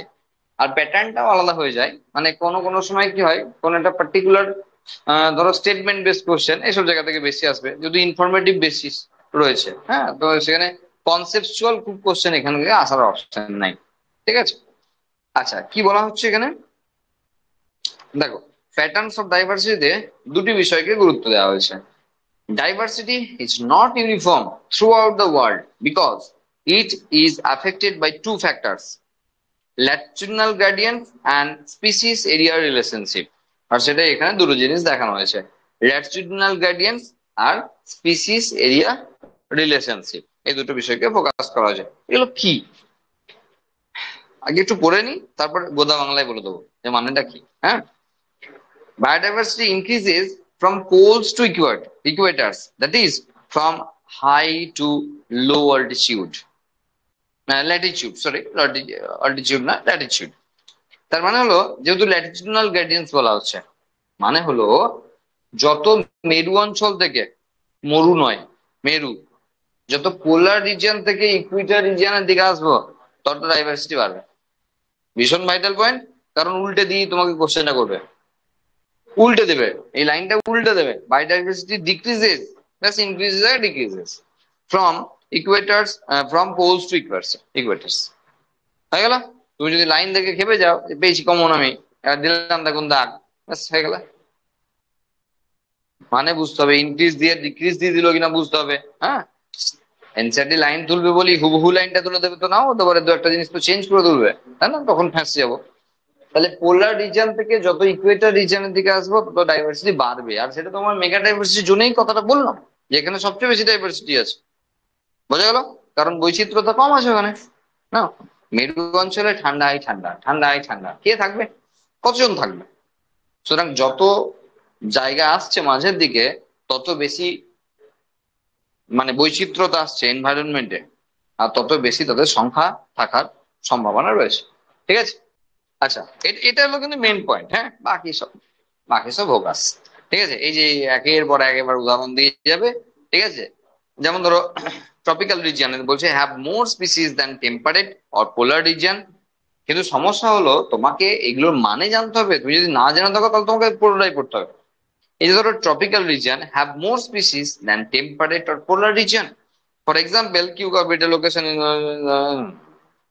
আর ডেটা, এগুলো বলতে গেলে খুব কষ্টকর ব্যাপার হয়ে যাবে, এটা দরকার পড়বে না। ঠিক আছে, তুমি শুধু জেনে নেবে যে আমি ট্রপিক্স বুঝি কিনা, মানে ট্রপিক্যাল রিজিয়ন বুঝি কিনা, আমি টেম্পারেট বুঝি কিনা, আমি পোলার বুঝি কিনা। ঠিক আছে, এই জিনিসগুলো আমি জানি কিনা সেটা জানতে হবে, ব্যাস। আর বাকি এখানে এই ধরনের ডেটা পরীক্ষায় আসে না। ঠিক আছে। আচ্ছা, ফরেস্ট ইন ট্রপিক্যাল রিজিয়ন লাগে আসে না পরীক্ষায়। তারপরে tropical rain forest of Amazon South Africa, এত এত সংখ্যা মনে রাখা সম্ভব নয়, এগুলো মনে রাখা সম্ভব না কিভাবে এগুলো পরীক্ষাতে, না এগুলো আসবে না, এগুলো পরীক্ষাতে আসে না। ঠিক আছে, তুমি চ্যাপ্টার খুলে প্রিভিয়াস ইয়ার্স এর কোশ্চেন দেখবে, 34-36 সালের কোশ্চেন দেখবে, তুমি দেখতে পাবে যে এই ধরনের ডেটা দিয়ে পরীক্ষার কোশ্চেন আসে না। এ সম্ভব নাকি, এত এত প্রজাতির মাছ আছে, এত প্রজাতির পাখি আছে, এত প্রজাতির এ সম্ভব নাকি মানুষের পক্ষে মনে রাখা? সুতরাং এগুলো দিয়ে পরীক্ষার কোশ্চেন আসবে না। লাস্ট যে জায়গাটা রয়েছে সেটা থেকে খুব ইম্পর্টেন্ট, সেটা হলো greater biological diversity is observed in ট্রপিক্স because, মানে কেন ট্রপিক্যাল রিজিয়নে সবচেয়ে বেশি ডাইভার্সিটি দেখা যায়, তার কারণ হলো temperate regions have been subjected to frequent glaciations in the past, but tropical regions remained undisturbed. Tropical রিজিয়নে যখন দেখা যাচ্ছে, সরি টেম্পারেট রিজিয়নে যখন দেখা যাচ্ছে যে প্রায়শই ভলকানিক যে মানে ম্যাগমা ট্যাগমা বেরোনোর যে সমস্ত ইতিহাস, হ্যাঁ, সেগুলো আগেও ছিল, এখনো ক্রমাগত হয়ে চলেছে। সেই জন্য সেই জায়গায় কিন্তু কোনো উদ্ভিদ বা প্রাণীর থাকাটা খুব ঝামেলার, কারণ বুঝতেই পারছো পুড়ে যাবে তো। তা সেই জায়গায় ভ্যারিয়েশন আসা খুব ডিফিকাল্ট ব্যাপার। আর সেখানে এখনো পর্যন্ত ট্রপিক্যাল রিজিয়নে এরকম কোনো ডিস্টারবেন্স আসেনি, আর সেই জন্য এই এরিয়া ডাইভার্সিটি বেশি। তাহলে ডাইভার্সিটির কারণগুলো আমরা বুঝে রাখবো, কারণ এই কারণগুলো তোমাকে দেখা দিতে পারে 5টা 7টা কারণ দিল, দিয়ে বললো কোন কারণগুলো সঠিক, দিতেই পারে, হ্যাঁ, উল্টো পাল্টা দুটো দিয়ে দিল, দিয়ে তোমাকে বললো যে কোনগুলো সঠিক। তোমার এনসিআরটি তে যেগুলো আছে সেই কারণগুলোই শুধুমাত্র তোমাকে বেছে তুলতে হবে। ওকে, তাহলে প্রথম বলা হচ্ছে যে টেম্পারেট রিজিয়নে যেখানে ফ্রিকোয়েন্ট গ্লেসিয়ান্স হয়, সেখানে ট্রপিক্যাল রিজিয়নে এখনো পর্যন্ত সেই রকমের ডিস্টারবেন্স আসেনি, আর সেই জন্য ডাইভার্সিটি বেশি। Therefore, tropics had a longer evolutionary times for species diversification. যেহেতু কোনো ডিস্টারবেন্স আসেনি, সেই জন্য অনেক টাইম পেয়েছে, সেই জন্য ইভলিউশনারি পিরিয়ডে অনেক টাইম পেয়েছে, সেই জন্য ডাইভার্সিটি বেশি আছে। এবার ধরো ভলক্যানিক এরিয়াতে, ধরো আমি কথাই বললাম, কয়েক বছর, ধরো 50 বছর ধরে চুপচাপ আছে, কোনো মানে হয়নি, ম্যাগমা বেরোয়নি, এবার ভালোই গাছপালা সব বেরিয়ে সব প্রাণী প্রাণী সব ভালোই হলো, দেখা গেল হঠাৎ একদিন জেগে উঠলো, দিয়ে ম্যাগমা বেরোতে আরম্ভ করলো, ব্যাস সব তো পুরো ছাই হয়ে গেল। তাহলে এই যে ইভলিউশন মানে হলো হাজার হাজার কোটি কোটি বছরের যে ইতিহাস, সেই ইতিহাস তো কোনো ভূগোল হয়ে যাচ্ছে, তাই না? ওই ইতিহাস তো কোনো পাচ্ছে না, কারণ অল্প সময়ের ব্যবধানেই বারবার জেগে ওঠে এই সমস্ত ভলকানিক এরিয়াগুলো, আর বারবারই তার ডাইভার্সিটি নষ্ট হয়ে যায়, সেই জন্য লেন্দি টাইম পাইনি, আর সেই জন্য এটা একটা সমস্যা। 2 নম্বর, temperate environment unlike the tropics are more seasonal, less constant and unpredictable, resulting in less niche specialization and lesser species diversity. ঠিক আছে, ওই ওই সিজনালের ব্যাপারটা দেখো, যে জায়গাতেই না একটা নির্দিষ্ট সিজন সারা বছর ধরে চলবে, সেখানে ভালো ভালো ডাইভার্সিটি আসবে না। যত যে জায়গাতে যত বেশি ডাইভার্সিফিকেশন আছে, সিজনালে ডাইভার্সিফিকেশন আছে, সেই জায়গায় তত বেশি পরিমাণে ডাইভার্সিটিও দেখা যাবে। বোঝা গেল? তাহলে ওই যেমন মেরু অঞ্চলের কেসটা হচ্ছিল, হ্যাঁ শুধুই ঠান্ডা তো ঠান্ডা, বরফ তো বরফ, ওরম করে হয় না। এই যে যত আমাদের এখানে কি শীত গ্রীষ্ম বর্ষা আরো মানে মোট 6টা ঋতু ছিল, হ্যাঁ ওয়ান্স আপন এ টাইম। এখন তো সেটা মনে হয় দুটো দুটো না তিনটে এসে ঠিক আছে, হ্যাঁ একটা গ্রীষ্ম সারা বছর ধরে, আর আর সারা বছর ধরেই বর্ষাও থাকে নিম্নচাপ, ঠিক আছে, আর 1 মাস শীত আসে, হ্যাঁ আর 1.5 মাস শীত আসে, ব্যাস। তারপরে বাকি সারা বছর গ্রীষ্ম আর বর্ষা, ঠিক আছে না, বর্ষাকে বলতে হচ্ছে নিম্নচাপের জন্য। এখন তো নিম্নচাপের কোনো ঠিকানা নাই, ও শীতকালেও আসে, গ্রীষ্মকালেও আসে, হেমন্তকালেও, বসন্তকালে, সব কালেই আসে। বাকি কালগুলো আর কিছুতে নাই, হ্যাঁ ওই কাশফুল ফোটে তখন বুঝতে পারি যে দুর্গাপুজো হবে, হ্যাঁ তো যাই হোক, বাকিগুলো গেছে। তার জন্য দায়ী আমরা আমরা তার জন্য দায়ী আমরা, হ্যাঁ আমরা এনভায়রনমেন্টে 12টা বাজিয়ে ছেড়ে দিচ্ছি। হ্যাঁ এখন তবু তো 42-43-এ রান করছে, এখন তো তবু টিকে আছি। এরপর দিল্লিতে যা হাল আর কি, হ্যাঁ দিল্লিতে অলরেডি 11 থেকে 4টে রেড অ্যালার্ট জারি করা আছে, ঠিক আছে, প্রত্যেক দিন, মানে ওই টাইমের মধ্যে কোনো কোনো শ্রমিককে কাজ করানো যাবে না। ওকে, আচ্ছা এটা হলো। আর থার্ড যে কারণটা এখানে বলা হচ্ছে, সেটা হলো tropics have greater solar energy exposure which contributes the higher productivity and greater diversity. তাহলে যেহেতু টেম্পারেট রিজিয়নে সবচেয়ে বেশি, ট্রপিক্যাল রিজিয়নে সবচেয়ে বেশি পরিমাণে লাইট পড়ে, সূর্যালোক পড়ে, তাহলে বেশি পরিমাণে ফটোসিনথেসিস হয়, তাহলে বেশি পরিমাণে খাবার তৈরি করতে পারে, আর তার মানেই তো হলো বেশি পরিমাণ লোকজনের থাকার, মানে উদ্ভিদ বা প্রাণীর থাকার সম্ভাবনা আসবে। আর সেই জন্যই কিন্তু এখানে থার্ড কারণ হিসেবে দেওয়া হচ্ছে tropics have greater solar energy exposure with contribute to higher productivity and greater diversity. কারণ উদ্ভিদের উপর বেস করে প্রাণীরা থাকে, এবার তারপর আছে, কিন্তু আলটিমেট তো প্রথম প্রোডাক্টিভিটির ব্যাপার আছে, মানে প্রডিউসারদের ব্যাপার আছে। তাহলে প্রডিউসাররা যে জায়গায় বেশি থাকবে, অবভিয়াসলি কনজিউমাররা তারপরে বেশি থাকবে। তো সেটা একটা এখানে বিষয়। তাই 3টি কারণ কি এখানে দেওয়া হয়েছে, 3টি কারণ ভালো করে মাথায় ঠুসে নেবো, ঠিক আছে, যেন ভুলে না যায়। বাকি যে কারণ আসবে, বাকি যে সমস্ত কারণ আসবে না, সেগুলোকে আমরা সাইডে রাখবো। আরো বানিয়ে বানিয়ে কারণ দিতে পারে, সেগুলো আমরা মাথা কালাম মানে ঘামাবো না, হ্যাঁ, কারণ যা এনসিইআরটি বলছে তাই কারণ নিয়ে আমরা বসে থাকবো। হলো, এটা হলো ল্যাটিটিউডনাল গ্রেডিয়েন্টস। এরপর স্পিসিস এরিয়া রিলেশনশিপ, এখানে কি বলা হচ্ছে, এটা থেকে কম কোশ্চেন আছে আবার। আচ্ছা, German naturalist and geographer Alexander von Humboldt observed that within a region species richness increased with increasing explored area but up to a limit। মানে হলো যে একটা এরিয়াতে স্পিসিস রিচনেস বাড়বে একটা নির্দিষ্ট লেভেল অবধি, এমন নয় যে তার ডাইভার্সিটি যত বাড়তে থাকবে, মানে ইকোলজিক্যাল ডাইভার্সিটি যত বাড়তে থাকবে তার স্পিসিস রিচনেস তত বাড়তে থাকবে, এমন নয়। একটা লিমিট পর্যন্ত সেটাকে থামবে। সেটাই পরের যে গ্রাফ আছে সেই গ্রাফের মধ্যে দেখানোর চেষ্টা করা হয়েছে। ঠিক আছে, আবার বলছি, within a region species richness increased with increasing explored area, but up to a limit, একটা নির্দিষ্ট সীমা পর্যন্ত, আনলিমিটেড টাইম ধরে না। On a log arithmetic scale, the relationship is a straight line described by the following equation: log s equal to log c plus log z, যেখানে log a, s মানে কি, a মানে কি, z মানে কি, এগুলো বলা আছে।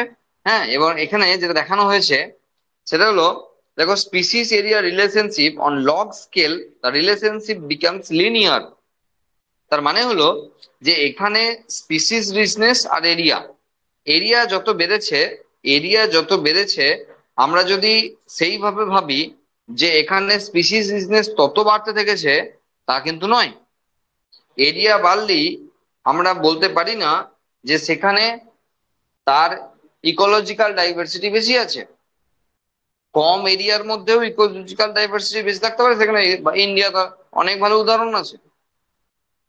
ইন্ডিয়ার থেকে আরো বড় বড় কান্ট্রি রয়েছে যাদের এই যে এনভায়রনমেন্টাল যে ভ্যারিয়েশন, মানে ইকোলজিক্যাল ভ্যারিয়েশন কম থাকার জন্য আমাদের থেকে কম রিচনেস নিয়ে তারা বসে আছে।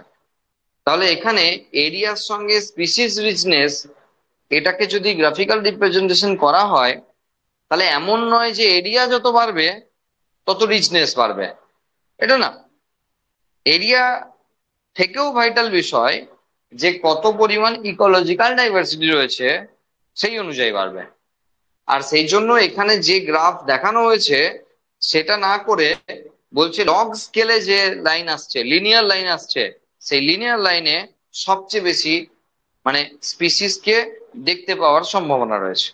ব্যাস, এটার মানে এটাই, মানে এই লাইনে না, স্ট্রেট লাইনে যেটা আসছে সেই লাইনে সবচেয়ে বেশি স্পিসিস ডাইভার্সিটি বা রিচনেস দেখার, বা সেই লেভেলে স্পিসিস রিচনেস দেখা যাবে। ঠিক আছে, তার মানে গোদা বাংলায় ব্যাপারটা হলো এরকম যে এরিয়া বড় হলেই রিচনেস বাড়বে না। রিচনেস বাড়তে গেলে ইকোলজিক্যাল ফ্যাক্টর সেখানে বেশি থাকতে হবে, বা তার ভ্যারিয়েশন বেশি থাকতে হবে, এবং তার একটা লিমিট পর্যন্ত, আনলিমিটেড টাইম পিরিয়ড ধরে না। ঠিক আছে, বোঝাতে কি চাইছে, এটা হওয়া উচিত ছিল কিন্তু হচ্ছে এটা, এটা বোঝাতে চাইছে এটা হওয়া উচিত ছিল কিন্তু হচ্ছে এটা। ঠিক আছে, এখানে কোনটা কিসের জন্য আছে দেখবে, এখানে দেখা আছে Z for slope of the line, মানে রিগ্রেশন কোএফিসিয়েন্ট। দেখো এখানে জেড, জেড এখানে দেওয়া আছে। ঠিক আছে, তো মানে মোদ্দা কথা হলো এইটা হওয়া উচিত ছিল কিন্তু হচ্ছে লিনিয়ার লাইনটা।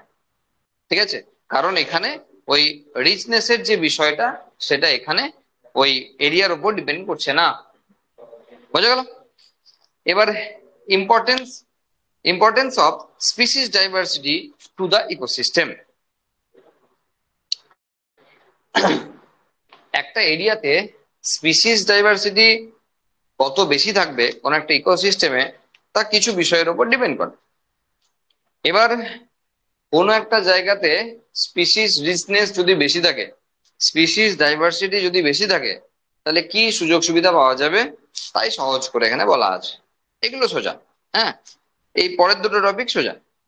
সেটা হলো, ecologist believe that communities with more species tend to be more stable than those with less species.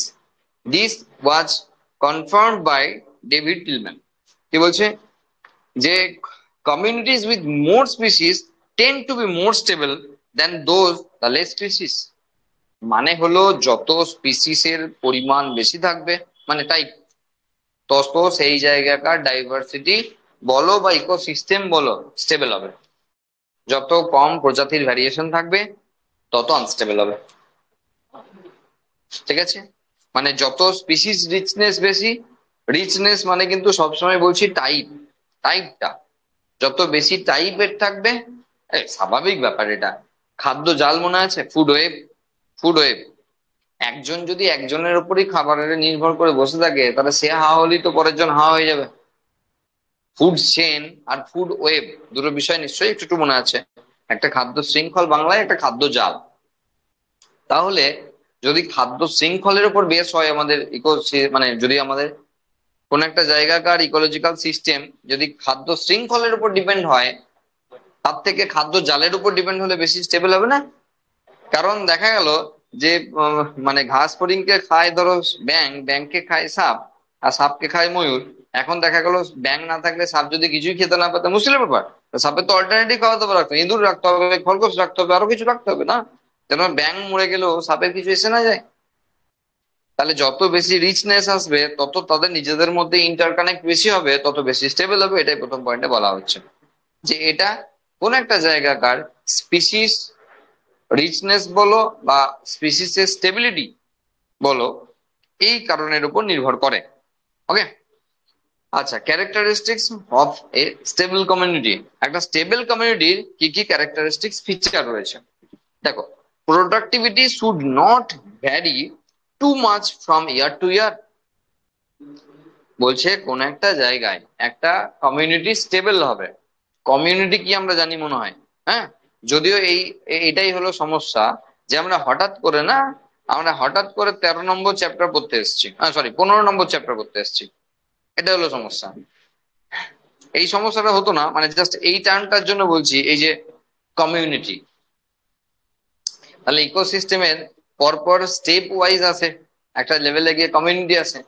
তো ওই কনসেপ্টটা আমার কাছে ক্লিয়ার হবে তখন, যখন আমি 1 নম্বর চ্যাপ্টার থেকে ইকোসিস্টেম বা ইকোলজির 1 নম্বর চ্যাপ্টার, মানে 5th ইউনিটের 1 নম্বর চ্যাপ্টার থেকে পড়বো। তখন ওইটা আমার ক্লারিফাই করা থাকবে। হঠাৎ করে মাঝে এসে ঢুকে পড়েছি, সেটা তো সমস্যা হবেই। তাহলে কোনো একটা স্টেবল কমিউনিটি মানে একটা এরিয়ার মোট যে পপুলেশন, তাকে সেই এরিয়ার কমিউনিটি বলা হয়। একটা নির্দিষ্ট জায়গা, নির্দিষ্ট টাইম, যত সংখ্যক প্রজাতি আছে, সেটা তার কমিউনিটি, সেই এরিয়ার কমিউনিটি। পপুলেশন কি, কোনো পার্টিকুলার একটা স্পিসিসের পপুলেশন হয়, শাল গাছের পপুলেশন, পাইন গাছের পপুলেশন। ঠিক আছে, এবার দেখো, ইকোলজি বা ইকোসিস্টেম বিষয়টা কখনো আমাদের আর্টিফিশিয়াল কন্ডিশনে ডিনোট করলে হবে না। এটা প্রথম বিষয়। তুমি ধান খেতে গিয়ে ইকোসিস্টেম খুঁজে বেড়াচ্ছ, এ হয় না এরকম করে। মানে ন্যাচারাল কন্ডিশনে আসতে হবে। হ্যাঁ, তুমি আম গাছকে গুনে কোনো কাজ নাই, কারণ আম গাছ কোনো ইকোসিস্টেমের মধ্যে, ইকোলজি সিস্টেমের মধ্যে পড়ে না। বোঝা যাচ্ছে? বা গরু ছাগল এটা পড়ে না। সবসময় ন্যাচারাল মানে এনভায়রনমেন্টকে স্টাডি করা হয় এইসব সিস্টেমে। তাহলে যখনই একটা কমিউনিটির কথা বলা হচ্ছে, কোনো পার্টিকুলার এরিয়ায় যত সংখ্যক, মানে সেই এরিয়ায় যত উদ্ভিদ প্রাণী আছে, সবাইকে নিয়ে হলো কমিউনিটি। এবার বলছে কোন একটা কমিউনিটি স্টেবল কখন হবে, কি কি বৈশিষ্ট্য থেকে বোঝা যাবে যে কমিউনিটিটা স্টেবল। প্রথম point, productivity should not vary too much from year to year. মানে প্রত্যেক বছরে হয়তো দেখা গেল এই বছরে প্রচুর প্রোডাক্টিভিটি, পরের বছর কমে গেছে, তারপর বছর অনেক হয়ে গেছে, তারপর বছর কমে গেছে। বোঝা গেল? এরকম ইয়ার টু ইয়ার ভ্যারি করলে হবে না, কারণ প্রোডাক্টিভিটির উপর ডিপেন্ড করে সেই এরিয়ার বাকি প্রাণীরা নির্ভর করে বেঁচে আছে। এবার কখনো দেখা গেল প্রচুর ফটোসিনথেসিস হয়ে গেল, তো অনেক বেশি প্রোডাক্ট হয়ে গেল, মানে প্রোডাক্টিভিটি বেশি, অনেক খেতে পেলো। পরের বছর দেখা গেল আর খেতেই পাচ্ছে না। এইসব হলে মুশকিল আছে, তাহলে স্টেবল হবে না। এখানে স্টেবল হওয়ার ক্রাইটেরিয়া বলেছে, বা স্টেবল হতে হলে কি কি ক্রাইটেরিয়া ফুলফিল করবে আর কি, সেটা বলা হচ্ছে। 2 number, it should be resistant to occasional natural and manmade disturbance. মানে মাঝে মাঝে ঝড় আসবে, মাঝে মাঝে বন্যা আসবে, মাঝে মাঝে খরা হবে, মানুষ এসে ঝামেলা করবে, এগুলোর প্রতি যেন রেজিস্ট্যান্ট হতে হবে, তাহলে সেই কমিউনিটি স্টেবল হবে। বোঝা গেল?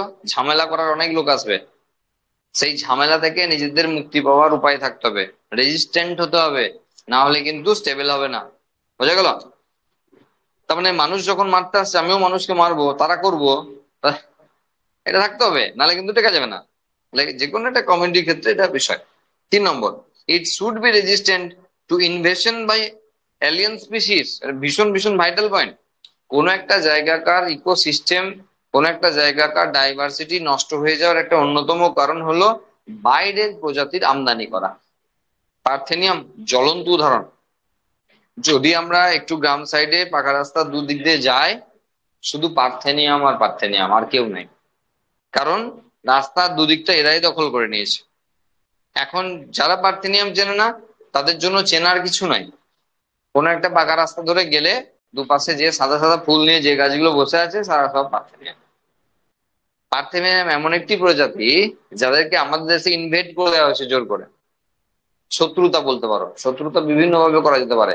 ঘাসের মানে বিভিন্ন সময় যখন বিভিন্ন ক্রপস বিভিন্ন কান্ট্রি থেকে আনা হয়েছে, কেউ একজন ঢুকিয়ে দিয়েছে পার্থেনিয়ামের বীজ, আর সেখানেই আমদানি হয়েছে আমাদের দেশে পার্থেনিয়াম। আবার কখনো কখনো তো খাল কেটে কুমির এনেছি, যেমন টেরর অফ বেঙ্গল, কচুরিপানা, ইচড়নিয়া। হ্যাঁ, ও আমার খাল কেটে এনেছি, আমরা ডেকে এনেছি, আয়। কারণ কচুরিপানার পাতা দেখতে ভালো, ফুল দেখতে সুন্দর, সেই জন্য খুব ভালো লেগেছিল, এনেছিলাম, এখন বাঁশ হয়ে গেছে। ঠিক আছে, তো দুটো আলাদা আলাদা বিষয়। ওকে, তো এবার পার্থেনিয়ামের বিশেষত্ব কি আছে, সেটা হলো যে এরিয়াতে পার্থেনিয়াম জন্মাবে আর কেউ জন্মাবে না। কারণ ওর রুটস থেকে এমন কিছু অ্যালকালয়েড সিক্রেশন হয় যেটা আর কাউকে গ্রো করতে দেয় না। সেজন্য একাই থাকবো আমি, এরকম একটা ক্রাইটেরিয়া মানে বিষয় আছে আর কি। তো অ্যালিয়েন স্পিসিস যত বেশি আসবে না, লোকাল স্পিসিস তত ডিস্টার্ব হবে। আর আমাদের এখানকার ডাইভার্সিটি, যে কোনো এরিয়া ডাইভার্সিটি নষ্ট হয়ে যাওয়ার এটাই মেজর কারণ। কারণ যখনই বাইরে থেকে ওইগুলোকে আনা হচ্ছে না, ওদেরকে ম্যাক্সিমাম ক্ষেত্রে ইভলভ করিয়ে আনা হয়। সুতরাং সেই এনভায়রনমেন্টে যখন এরা যুদ্ধ করছে থাকার জন্য, পারছি না, আবার কষ্ট করছি, তখন ওরা ইজিলি স্টেবল। সুতরাং যারা স্টেবল তারা তো টিকে যাবে, আর যারা আনস্টেবল তারা নষ্ট হয়ে যাবে। দেখা গেল লোকালরাই নষ্ট হয়ে গেল, এই যেমন হয় আর কি পার্টির ক্ষেত্রে। তুমি দেখো না, উদাহরণ দিলে ব্যাপারটা ভালো বোঝা যাবে। ধরো একটা কোন একটা পার্টির, ধরো 10 বছর ধরে একটা লোক মার খেয়ে পার্টি করছে, একদম নিচুর তলা থেকে উঠেছে, যেটা মোটামুটি জায়গায় গিয়ে নেতা মতো হয়েছে একটা এরিয়াতে। ঠিক আছে, মোটামুটি সে আশা করছে এবার দল আমাকে প্রার্থী করবে, যে কোনো একটা ভোটের প্রার্থী করবে আমাকে। কারণ মার খেয়ে আমি পার্টি করেছি, যখন কেউ ছিল না এই পার্টিতে তখন আমি ছিলাম, আমি এনেছি পার্টিকে। দেখা গেল কোথায় কোথায় উল্টো টপকা, কোথায় কে কাকে একটা নিয়ে এসে টুক করে বসিয়ে দিল। কি এমন হলো, তাই না? সে এলো, ভোটে জিতলো, আর এ তো মার খেয়েই মরলো। এরকম কেস আর কি। যাকে সে বসিয়েছে সে হয়তো প্রচুর পয়সা হলো, সে হয়তো নাম আছে প্রচুর, তো তাকে নিয়ে এসে বসিয়ে দিয়েছে ফট করে বেশি ভোট পাওয়ার জন্য। তো এইরকম আর কি অ্যালিয়েন স্পিসিস এর কেসটা এরকম, যে একটা একটা একটা প্রজাতি, সে এতকাল ধরে মার খেয়ে খেয়ে এনভায়রনমেন্টের সঙ্গে লড়াই করে করে টিকবো কি টিকবো না, টিকবো কি টিকবো না, এইভাবে বসে আছে। আর কোথা থেকে বাইরে থেকে অন্য স্পিসিস এলো, তারা টুক করে সেই জায়গায় স্টেবল হয়ে গেল। এবার লোকাল যে, সে মার খেয়ে মরলো, মানে সে মরে গেল। এই করেই বেশি প্রজাতি নষ্ট হয়ে গেছে। ওকে, হলো। এবার importance of biodiversity for survival species of species can be explained by the rivet popper hypothesis, by এইগুলো হাইপোথিসিস আসে না। ঠিক আছে, this hypothesis assumes that the ecosystem to be an airplane and the species to be rivers joining all parts together. মানে হলো ecotone, এই আবারও সেই আগের না পড়ার ফল। ইকোটোন মনে আছে, মানে কোন একটা জায়গায় যখন দুটো ইকোসিস্টেম যে জায়গায় মার্জ করছে, দুটো ইকোসিস্টেম যে লাইনে থেকে, তাকে ইকোটোন বলা হয়। আর ইকোটোনাল রিজিয়নে সবচেয়ে বেশি পরিমাণে এজ এফেক্ট দেখা যায়, সবচেয়ে বেশি পরিমাণে এজ এফেক্ট। এজ মানে কিনারা, এজ এফেক্ট। হ্যাঁ, ইকোটোন, এজ এফেক্ট, এগুলো আগের চ্যাপ্টারতে ছিল। ঠিক আছে, তো বিষয় বিষয় হলো যে যখন দুটো দুটো ইকোসিস্টেম এক জায়গায় এসে মিলিত হচ্ছে, সে মিলন স্থলে সবচেয়ে বেশি পরিমাণে ডাইভার্সিটি দেখা যায়। একে এজ এফেক্ট বলা হয়, সেটা আমরা পরে বলবো, দুঃখ করার কিছু নেই, পরে বলবো। ঠিক আছে, এই মোটামুটি এখানে দেওয়া আছে। এরপর যেটা টপিক দেওয়া রয়েছে সেটা হলো loss of diversity. Diversity loss হয়ে যাওয়ার কারণ কি রয়েছে, লস অফ বায়োডাইভার্সিটি। ওই জন্য মানে খুব বেশি টাইম টানা যায় না, এইভাবে নিয়ে নিয়ে না বেশি টাইম লাগে না। এমনি 3 ঘন্টা পড়ানো যাবে যে কোনো টপিকের। হ্যাঁ, তুমি এই বায়োডাইভার্সিটি আমি এটা রেখে দিয়ে পড়াচ্ছি, দেখো অন্য বায়োডাইভার্সিটি শোনাবো তোমাকে, সিরিয়াসলি অন্য বায়োডাইভার্সিটি শোনাবো তোমাকে। পুরো গল্পই আলাদা হবে, শুনতে প্রচুর মজা লাগবে, মজা নষ্ট হয়ে যায়। ঠিক আছে, কিন্তু কিছু করার তো নাই। Loss of biodiversity, it is caused by over population. আমরা বলছি loss of biodiversity, it is caused by over population. Urbanisation and industrialisation. দেখো মানুষ মানে এই এই লস অফ বায়োডাইভার্সিটি যত কটা কারণ করবো সবার কারণ সেই একই, ম্যাক্সিমাম মানে 98% কারণ হলো মানুষ। আমরা আমাদের বাড়াতে সবার বিপদ, মানুষ বেড়েছে সবার বিপদ বেড়েছে, সঙ্গে মানুষ নিজের বিপদও ডেকে নিয়েছে। যেটা বলতে বলতে আমরা ওখানে মিউট করলাম যে দিল্লিতে 11টা থেকে 4টে এই টাইমে যে কোনো লেবারকে কাজ করানো মানে মানে সেই অর্থে দণ্ডনীয় অপরাধ। এটা রেড অ্যালার্ট জারি হয়েছে, কারণ টেম্পারেচার 50-এর কাছাকাছি। আমাদের 42-43-এ আমাদের হাল কি হচ্ছে, ঠিক আছে, মানে পুড়ে যাওয়ার মতো অবস্থা। এর জন্য দায়ী কারা? আমরা। দিল্লিতে এত পলিউশন আর সেজন্য দিল্লির টেম্পারেচার এত বেশি, ঠিক আছে, তার জন্য আমরা দায়ী, তাই না? এখানে দেখো প্রথম পয়েন্ট থেকে শেষ পয়েন্ট পর্যন্ত প্রত্যেকটা পয়েন্টে মেজরিটি পয়েন্টে আমাদের কারণ। ওভার পপুলেশন কাদের কথা বলেছে? আমাদের কথা বলা হচ্ছে। আমরা এত বেশি চানাপোনা পেরেছি যে এখন নেওয়ার লোক পাচ্ছে না। তাহলে কি হবে? মানুষের সংখ্যা বাড়লেই রাস্তাঘাট বাড়বে, মানুষের সংখ্যা বাড়লেই ইন্ডাস্ট্রি বাড়বে, যদিও আমাদের এখানে বেশি শিল্প কিছু নাই, চপ মুড়ি ছাড়া, ঠিক আছে। তো ইন্ডাস্ট্রি বাড়বে, মানুষজন বাড়লেই বিভিন্ন রকমের তোমার বাড়ি ঘর ফ্ল্যাট এটা ওটা সেটা এসব বাড়বে, তাই না? মানুষ বাড়লেই সব বাড়বে। সুতরাং এই এত জায়গা পাবে কোথায়? তাহলে জায়গা তো কোনো না কিছু নষ্ট করেই তো বানাতে হবে না? তাহলে চাষের জমি, তারপর যখন চাষের জমিও শেষ হয়ে যাচ্ছে তখন যে কোনো বনাঞ্চল এই সমস্ত জায়গাতে সেসব যেতে হচ্ছে, ফলে ডাইভার্সিটি নষ্ট হচ্ছে, ঠিক আছে। তাহলে ওভার পপুলেশন, নগরায়ন আর কি, মানে শহরের বৃদ্ধি। আজকে কোথায় ছিল শহর, আজকে কোথায় গেছে শহর? শহর বাড়তেই থাকছে বাড়তেই থাকছে, না একের পর এক গ্রামকে শহর হয়ে যাচ্ছে আস্তে আস্তে। তার মানে কি? তার মানে সেই জায়গাগুলো আস্তে আস্তে শহরের মধ্যে ঢুকে যাচ্ছে, তাহলে সেখানে ডাইভার্সিটি নষ্ট হচ্ছে। হুম।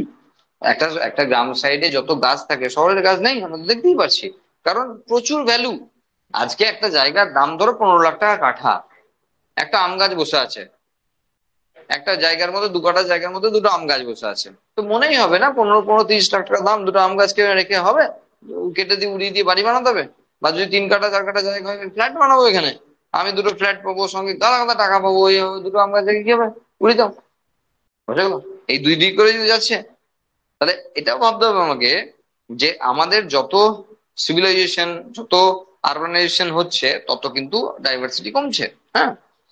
2 নম্বর, the conclusion of tropical specific islands by human has led to the extinction of more than 200 species of native birds। ঠিক আছে, এখানে ওই স্পেসিফিক প্যাসিফিক আইল্যান্ডে ওই মানুষের দেখো মানুষ না বিভিন্ন জায়গায় না থেমে নাই, মানে সমুদ্রকে পর্যন্ত বুঝিয়ে নিজেদের জায়গা করার রাস্তা খুঁজে পাচ্ছে, ঠিক আছে। মানে সমুদ্রকে পর্যন্ত ভরাট করতে আরম্ভ করে দিয়েছে, এত জায়গা কম পড়ে যাচ্ছে।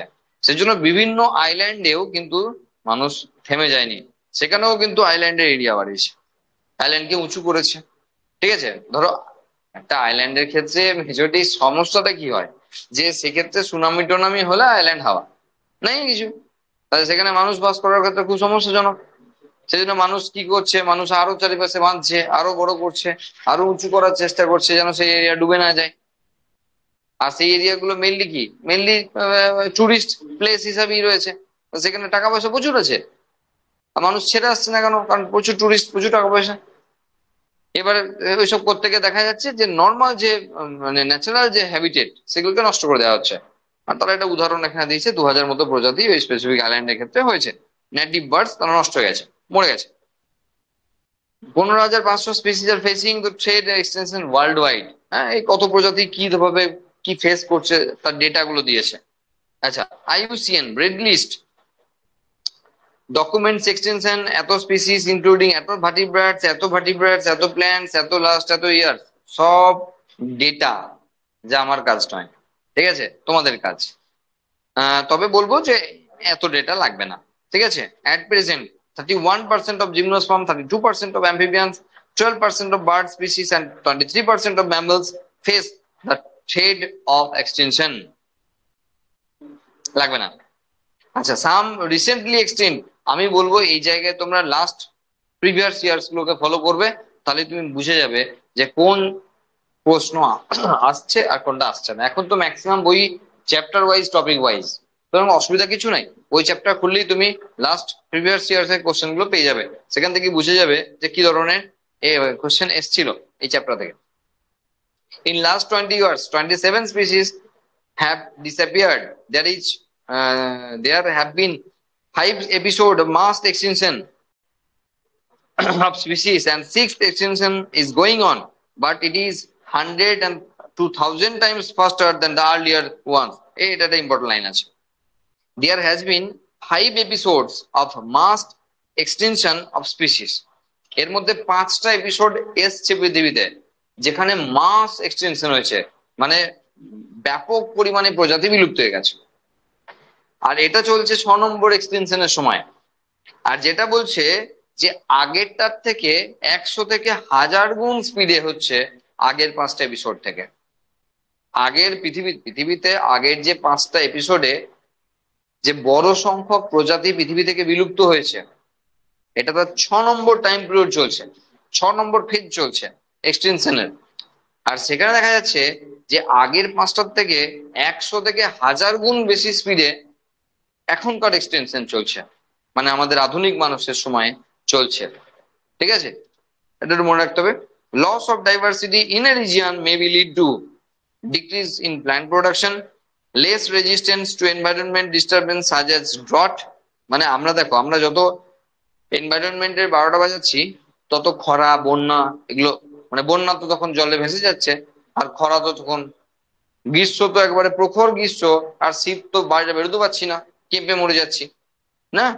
এই এই যে কোনো একটা এনভায়রনমেন্টাল কন্ডিশন গুলো এরকম মানে প্রকট হয়ে দেখা যাচ্ছে, এর কারণ আমরা, কারণ ন্যাচারাল যে হ্যাবিটেট ছিল সেগুলোকে নষ্ট করে দিয়েছি।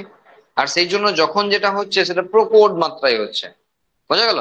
আর এর সব কারণে কিন্তু গাছ কাটা, এর সব কারণে কিন্তু গাছ কাটা, প্রবল বন্যা, প্রবল খরা, সবেরই পিছনে কিন্তু গাছ কাটার রহস্যই আছে। ঠিক আছে, সুতরাং আর সেগুলো আমরাই করেছি। ওকে, দাবানলের কটা গাছ নষ্ট হয়, দাবানলের কটা গাছ নষ্ট হয়।